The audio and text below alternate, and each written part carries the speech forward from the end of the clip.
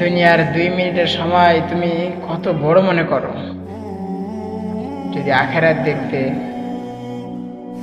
দুনিয়ায় 50,000 বছর তোমার কাছে 1 সেকেন্ড মনে হতো। আখেরাতের জীবন সম্পর্কে তোমার কোনো ধারণা নাই। যখন মৃত্যু হবে, মৃত্যুর পর তুমি দেখতে পাবা যে আখেরাত কি জিনিস। যারা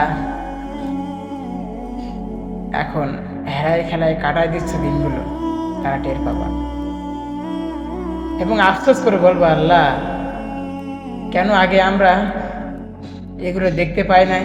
কেন দুনিয়ায় থাকতে আমরা এগুলো আমাদের চোখে কেন পড়ে নাই?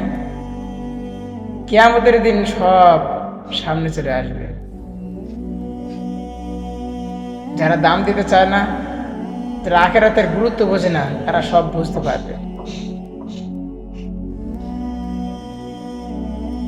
পৃথিবীটা হলো এমন, পৃথিবীটা হলো আত্মীয়র বাড়ি বলতে গেলে। খাওয়া দাওয়া করে চলে যাবা, এখানে কেউ থাকতে আসে না। এখানে তুমি যা আমল করবা সবকিছু তোমাকে বাজারের থলি হিসেবে কিয়ামতের দিন দাঁড় করানো হবে এবং সেটা দেখানো হবে।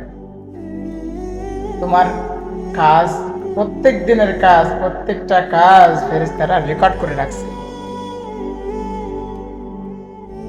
তুমি কি করো, গোপনে কি করো, প্রকাশ্যে কি করো, মানুষ দেখুক বা না দেখুক, আল্লাহ সেটা দেখে।